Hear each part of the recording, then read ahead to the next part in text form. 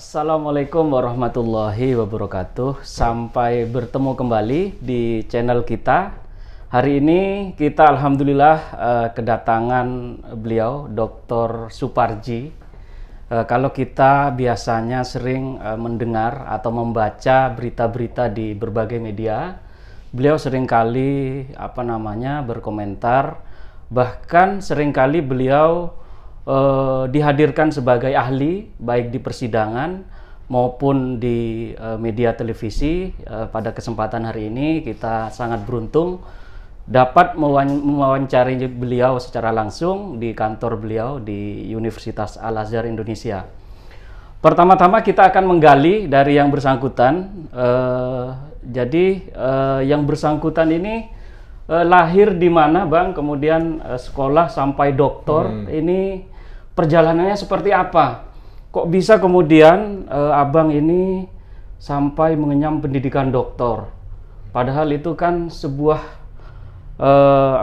hal yang sangat sulit menurut saya. Karena dari segi tidak hanya pembiayaan ya, tapi membutuhkan ketekunan dan juga pastinya harus merelakan waktunya untuk kemudian menulis dan lain sebagainya. Itu bisa diceritakan seperti apa kok Abang ini, Mas ini kok bisa seperti sekarang ini? Ya. Silahkan. Terima kasih. Bismillahirrahmanirrahim. Assalamualaikum warahmatullahi wabarakatuh. Waalaikumsalam warahmatullahi wabarakatuh. Kalau bicara tentang latar belakang kehidupan dan kondisi sekarang, memang hanya satu jawabannya, yaitu bersyukur kepada Allah. Karena memang sepertinya kalau lihat kehidupan saya waktu kecil di sebuah desa yang sangat terpencil, bahkan dulu mendapatkan sebutan sebagai desa tertinggal di pinggir Sukoharjo, berbatasan dengan Gunung Kidul, ya, berbatasan dengan Klaten. Disitulah saya dilahirkan.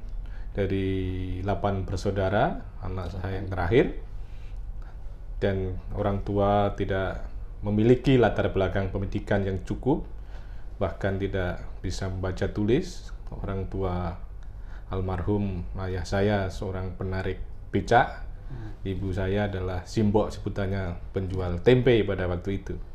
Hanya kemauan dan semangat saya sekolah SD, SMP, SMA, dan kemudian nekat untuk kuliah di Fakultas Hukum Undip dalam rangka menyambung hidup.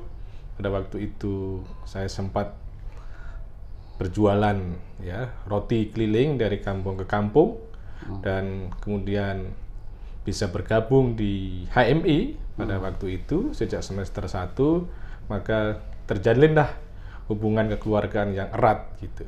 Baru setelah itu selesai dari Fakultas Hukum Undip, saya ke Jakarta, dan di situ saya tidak melakukan pekerjaan apa-apa, tidak dapatkan pekerjaan apa-apa, tapi saya hanya menjadi pengurus besar HMI periode Mas Taufik dan periode Mas Anas Urbaningrum sampai terakhir 99, dan saya kemudian melanjutkan kuliah S2 di Universitas Indonesia.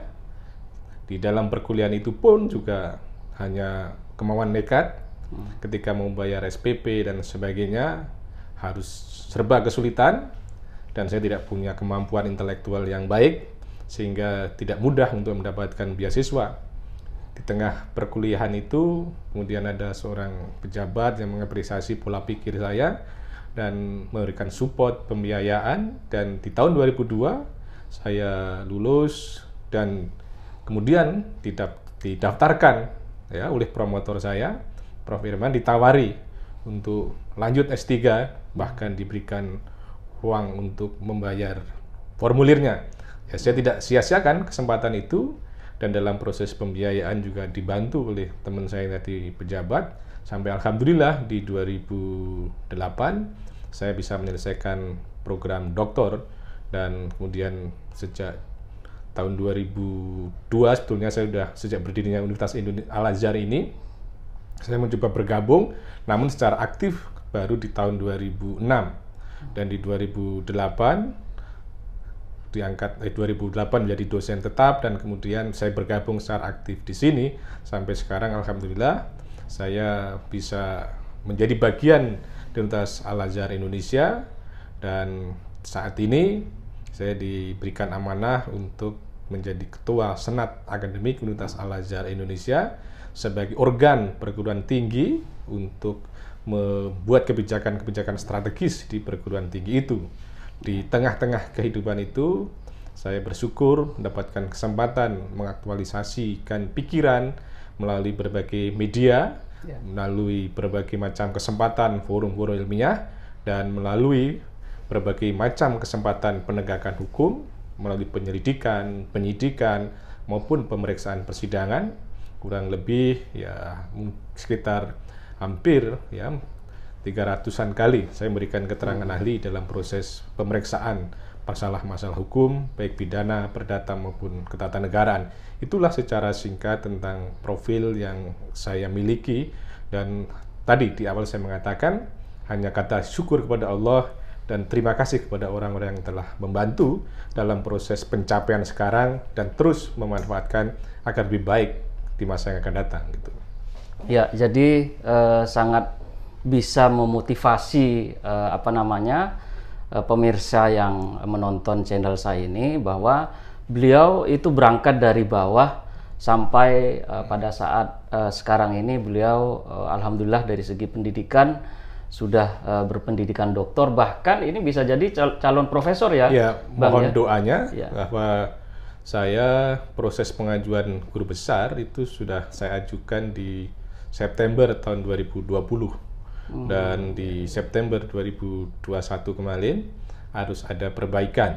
Nah, dan sudah diajukan kembali. Sekali lagi dengan rasa syukur dan senantiasa mohon kepada Allah Subhanahu wa taala, pengajuan usulan guru besar saya yang secara kuantitatif untuk memenuhi syarat guru besar itu alhamdulillah terpenuhi.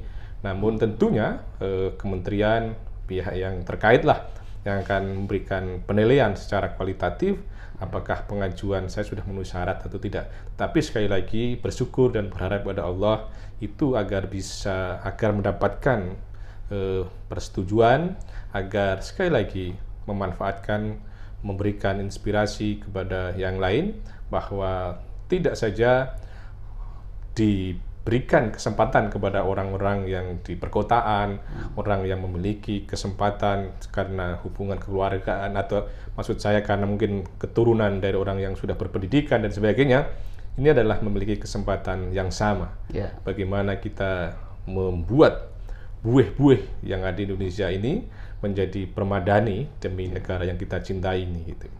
Ya, kalau nanti misalnya turun ini bisa jadi guru besar pertama di Fakultas Hukum Universitas Al-Azhar seperti itu. Sekarang ini memang Universitas Al-Azhar Indonesia untuk guru besar tetapnya itu memang belum ada gitu ya. Dan ini memang memicu bagi kita baik secara kelembagaan maupun secara personal, karena adalah sebuah kebutuhan, sebuah keniscayaan bagi suatu perguruan tinggi itu untuk memiliki jenjang jabatan akademik, profesor atau guru besar gitu.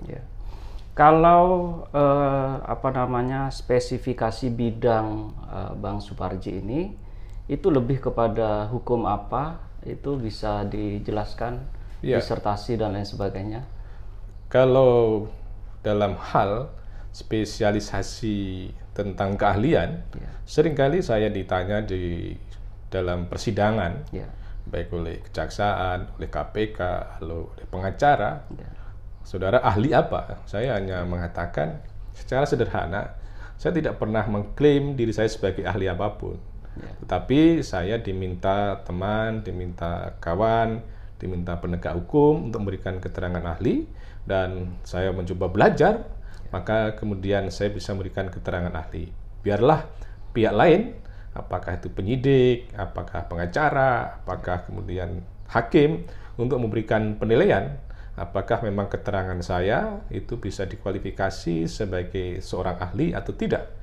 Kalau secara normatif ya memang saya cenderung pada aspek ekonomi. Tetapi pada proses keahlian ini saya bisa atau kemudian mendapatkan kesempatan dan memiliki latar belakang untuk bisa menyampaikan ahli ahli perdata, ahli pidana, bahkan kemudian ahli tata negara. Karena saya ingat dua hal, ya, orang ahli hukum kita, misalnya Prof. Sacipto Raharjo itu mengatakan melihat hukum jangan dengan kacamata kuda, tetapi harus melihat secara komprehensif. Atau kemudian juga ahli yang kita juga kenal, Prof. Yahya Harhab itu, bagaimana dia juga menggabungkan atau kemudian memiliki keahlian dalam konteks pidana sebagai mantan hakim agung dan juga keahlian di bidang perdata, di mana karya-karya monumentalnya, buku-buku tentang hukum perdata, saya kira banyak dibaca orang. Jadi kita mencoba membuat sebuah upaya agar kita memang ahli-ahli hukum itu tidak terkotak, tetapi ya kita memahami kadangkala misalnya pengacara atau jaksa atau kemudian yang lainnya menggunakan metode mental breakdown tentang sebetulnya keahliannya apa, maka saya akan mengatakan tentang itu. Lihat CV saya, kemudian hakimlah nanti akan menilai gitu ya. Ya. Baik, ini kita mengarah kepada hal-hal yang terjadi pada saat masa kini, yakni terkait dengan adanya surat edaran oleh Kementerian Agama, yang kemudian surat edaran ini menuai kritik dari publik, bahkan berdasarkan pernyataan dari Menak yang kemudian menggelinding sedemikian rupa sampai adanya sebuah pelaporan polisi, meskipun kita tahu berdasarkan pemberitaan laporan tersebut belum dapat diterima oleh aparat penegak hukum karena memang tempus dan lokasinya tidak berada di wilayah hukum Polda. Terkait dengan adanya surat edaran TOA ini, pendapat dari Bapak Suparji atau Abang Suparji ini seperti apa? Karena ini sangat publik sangat resah terkait dengan adanya pemberitaan liar.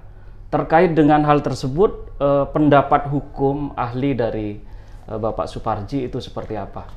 Baik, pendapat hukum itu kan harus menggunakan batu uji atau testing stone yang jelas. Maka testing stone-nya adalah dalam kehidupan berbangsa dan negara kita adalah ideologi Pancasila, di mana di dalam ideologi itu ada nilai Pancasila, ketuhanan, kemanusiaan, keadilan, permusyawaratan, dan persatuan, misalnya seperti itu. Jadi itulah batu uji yang harus kita gunakan untuk menilai sebuah policy, sebuah pernyataan, dan sebagainya. Kemudian yang kedua adalah tidak lepas juga batu uji kita adalah konstitusi, Undang Dasar Negara Indonesia tahun 1945. Kemudian yang ketiga adalah regulasi yang berlaku di negeri ini. Kemudian yang keempat adalah bagaimana kita bisa menggunakan batu uji, asas, teori hukum, filsafat, paradigma hukum, dan sebagainya. Serta tentunya berangkat dari filosofi, sosiologis, dan yuridis yang berlangsung di negara kita.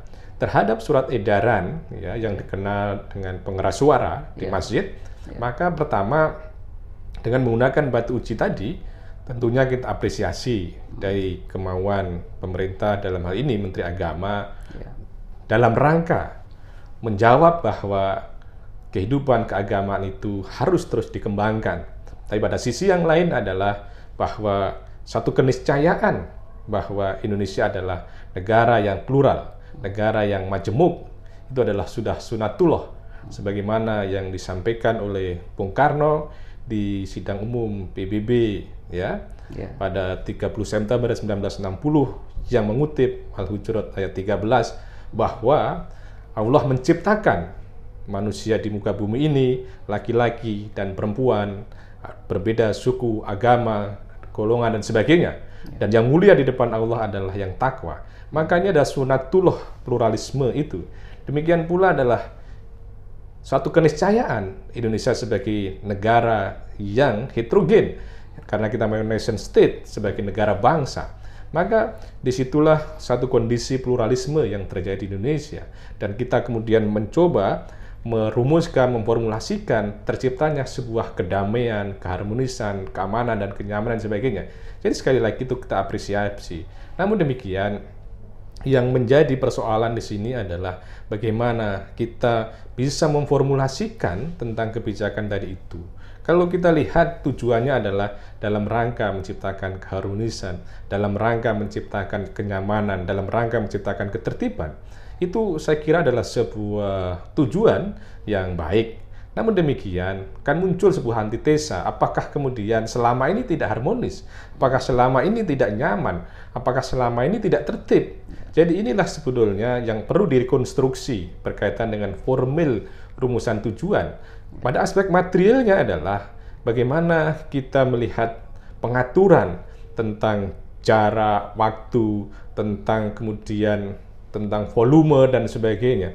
Menurut saya ini adalah sesuatu yang harus dilihat secara bijak, tidak bisa kemudian semua digeneralisir di wilayah kita ini. Karena apa? Ada beberapa daerah yang memang itu menjadi sebuah kebutuhan, dan itu selama sekali tidak ada sebuah misalnya ketidaktertiban di daerah-daerah pesantren, di daerah-daerah yang mayoritas yang secara misalnya 100% muslim, saya kira juga tidak ada persoalan tentang itu. Jadi ini yang utama adalah perlu dilakukan sebuah tinjauan ulang, direkonstruksi tentang perlunya klasifikasi tentang pengaturan itu dengan berbasis geografis, berbasis sosiologis, sehingga kemudian tidak digeneralisir. Dan pada sisi yang lain juga perlu direkonstruksi tentang tujuannya itu, sehingga jangan sampai menimbulkan sebuah sinyalemen, asumsi, ada situasi-situasi yang tidak nyaman, tidak harmonis, dan sebagainya. Jadi ini selain baik niatnya, tetapi tetap harus dilihat pada aspek prosedur dan pengaturan. Kalau kita bicara hukum, itu kan 3 hal yang penting: substansi, prosedur, dan kewenangan. Substansi itu baik, niatnya baik, tetapi kalau kemudian prosedurnya menjadi tidak baik, itu juga menjadi tidak sah. Atau demikian pula kewenangannya tidak dilaksanakan sebagaimana mestinya. Kita misalnya bicara tentang azan, orang punya niat untuk azan, niatnya baik, tetapi dia belum berwudu, maka itu kan prosedurnya salah, menjadi azannya tidak baik. Atau kemudian ada anak kecil yang masih 5 tahun mau azan, dia tidak punya kewenangan, niatnya baik, sudah betul, tetapi dia belum memiliki kewenangan. Jadi substansi, prosedur, dan kewenangan itu harus sama baik dan benarnya. Dalam kaitan ini, maka kalau dikaitkan dengan upaya penguatan argumentasi yang disampaikan oleh pembuat kebijakan itu dengan mencontohkan, ya misalnya yang kita dengar viral kemarin itu, maka kita tentunya mencoba mencermati. Pada satu sisi kan upaya untuk menguatkan kebijakan yang telah dikeluarkan. Namun demikian itu dengan memberikan contoh suatu binatang tertentu kan itu. Nah, pada satu sisi adalah mungkin saja tidak ada niat untuk membandingkan, tetapi pada sisi yang lain kan orang juga bisa secara kasat mata teknik perbandingan adalah dengan teknik percontohan, sehingga disitulah kemudian tidak akan sulit untuk menjelaskan kalau tidak membandingkan dengan mencontohkan apa makna di balik percontohan itu. Dan kemudian kalau kita juga lihat adalah bagaimana muatan yang disampaikan, kalau seandainya ini ada laporan yang lokusnya tidak di sini sehingga penegak hukum tidak mau terima, harus kemudian dilaporkan kepada yang lebih kompeten di situ, yaitu adalah persoalan hukum. Mungkin saja proses pembuktiannya akan panjang, tapi dalam konteks ini, kalau kita belum bisa mengkonstruksikan sebagai suatu penistaan, tetapi setidaknya telah menyakitkan, bukan menista, mungkin saja dia termasuk menista, tetapi itu menyakitkan, melukai. Saya mendengarkannya saja, miris di hati gitu. Bagaimana mungkin ada ungkapan seperti itu? Kalau kemudian memberikan contoh, kenapa harus dengan contoh itu gitu loh?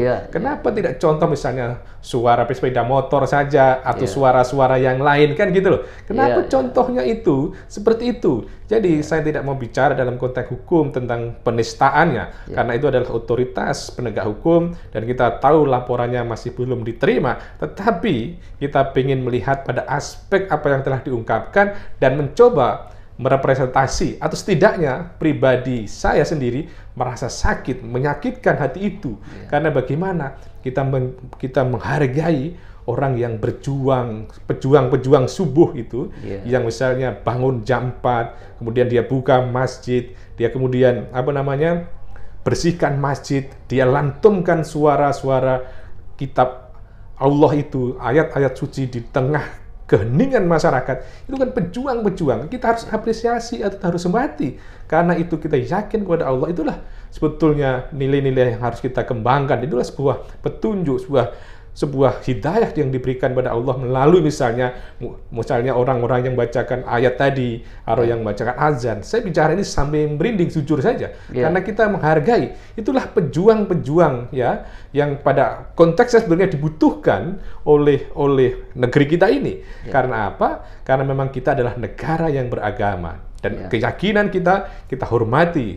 Bagaimana kemudian orang yang beragama Islam harus diyakinkan. Dia harus menjalankan syariatnya, dia harus menjalankan sholatnya. Dan salah satu syarat untuk melakukan sholat misalnya, orang-orang itu dipanggil dengan suara-suara azannya yang merdu, yang kemudian lantunan Al-Quran dan sebagainya. Jadi, menurut saya sekali lagi, kita harus membuat sebuah narasi, itu adalah yang produktif. Narasi-narasi yang ditampilkan dalam ruang publik, oleh pejabat-pejabat publik, itu harus inspiratif, harus produktif, harus menyejukkan, tidak kontroversial, tidak menimbulkan kegaduhan. Sebagai seorang pejabat, ketika kemudian diberikan fasilitas untuk hadir dalam konteks ruang publik, harus pilih-pilih betul kalimat-kalimatnya, narasi-narasinya. Jadi, kembali lagi pada soal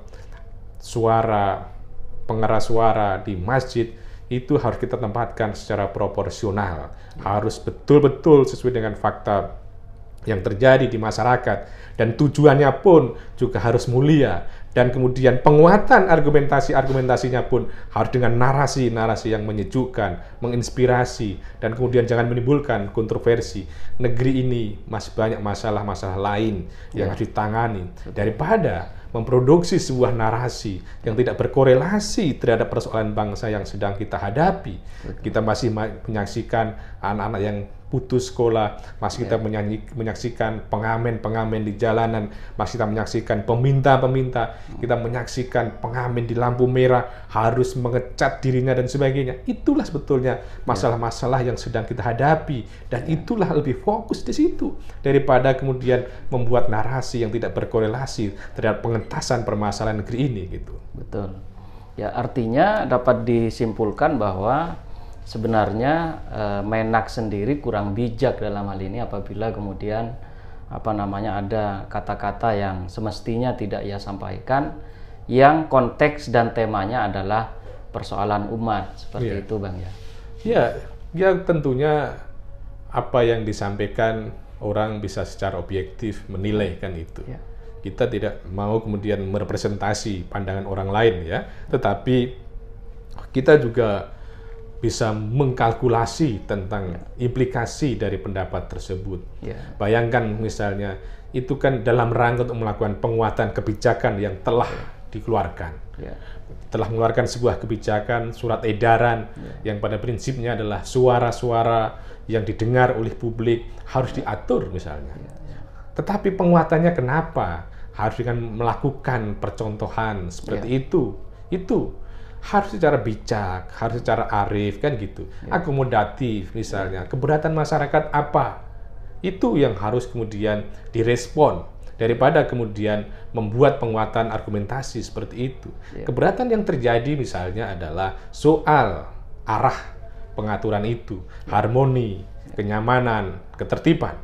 Apakah kemudian sebelumnya terjadi ketidakharmonisan, ketidaknyamanan, dan ketidaktertiban? Kan itu yang harus kemudian diyakinkan gitu loh.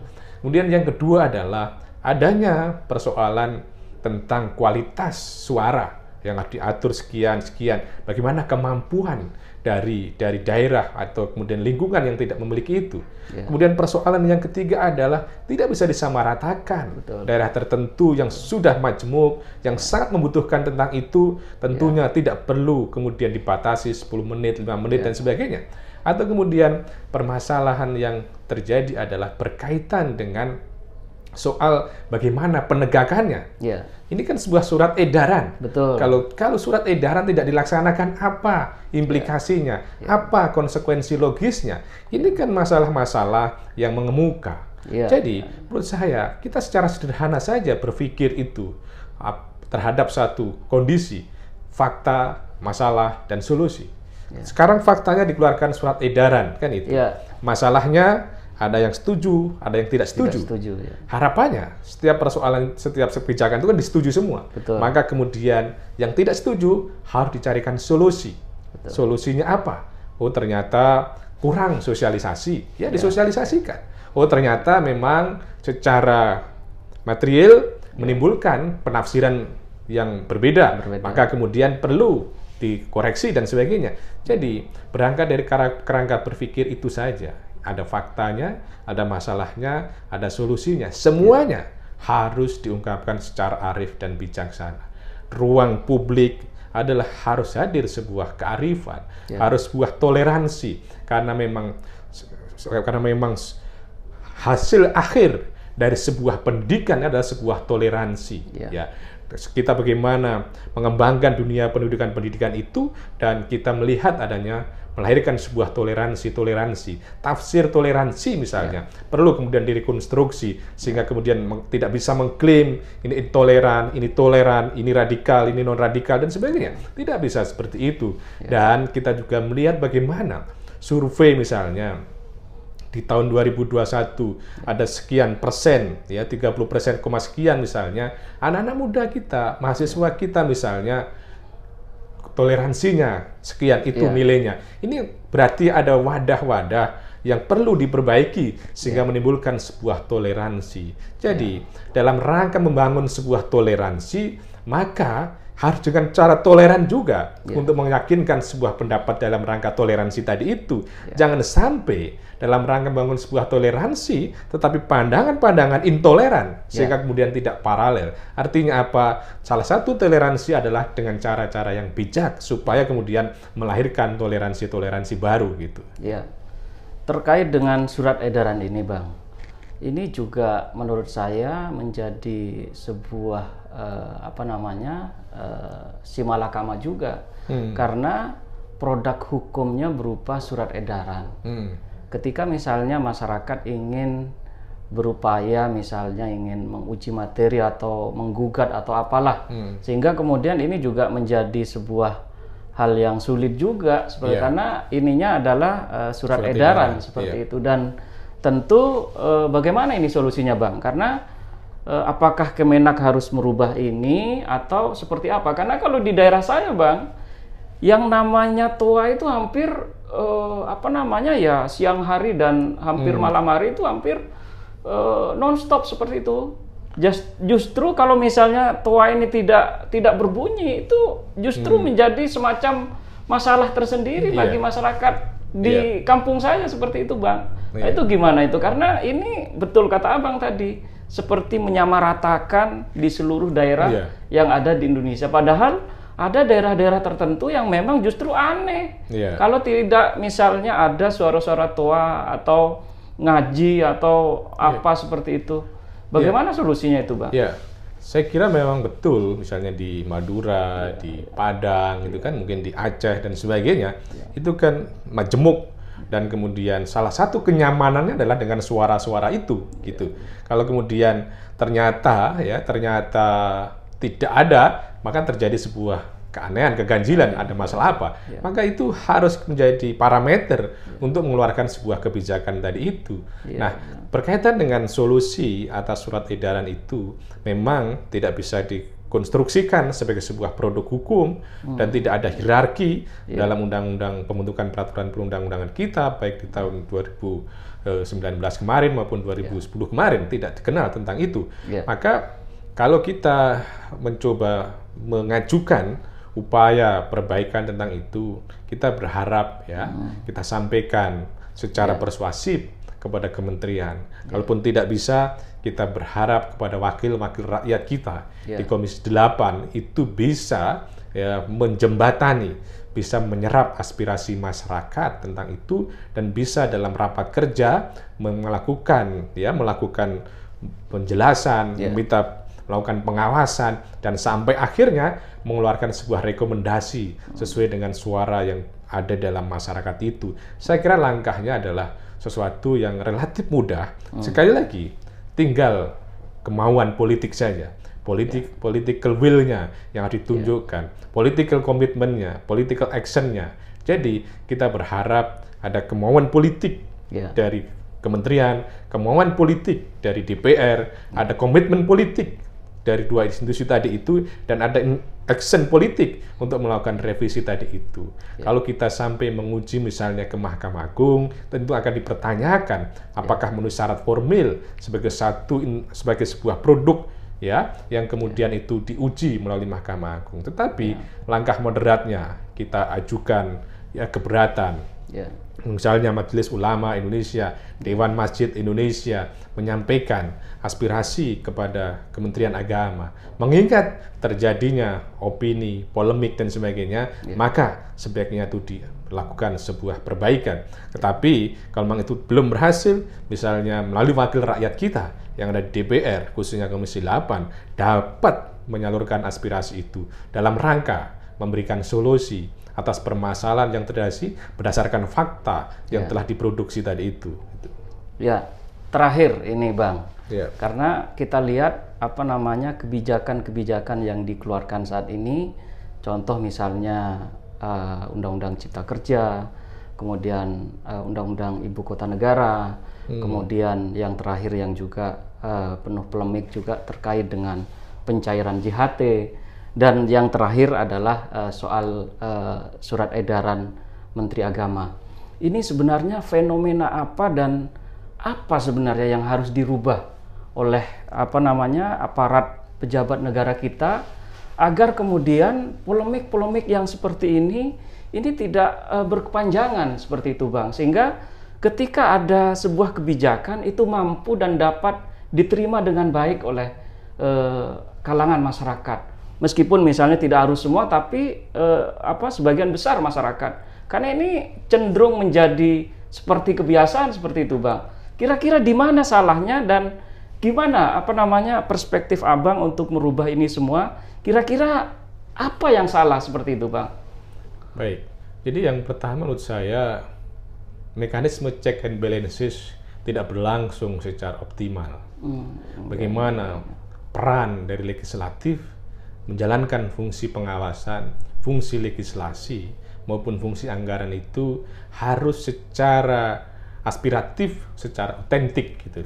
Artinya benar-benar menyelami pandangan pendapat dari masyarakat, dan itu disampaikan dalam forum-forum yang memang menjadi kewenangan.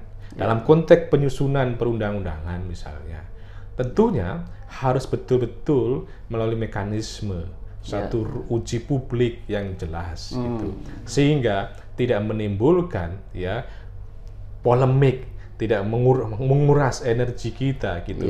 Jadi disitulah optimalisasi check and balances antara legislatif dan eksekutif itu harus dioptimalisasi. Demikian pula bagaimana kita ruang-ruang publik dalam arti masyarakat madani, misalnya LSM, media, instansi kampus, dan lagi aktivis dan sebagainya, perlu berkolaborasi, perlu bersinergi, dan perlu berkontribusi.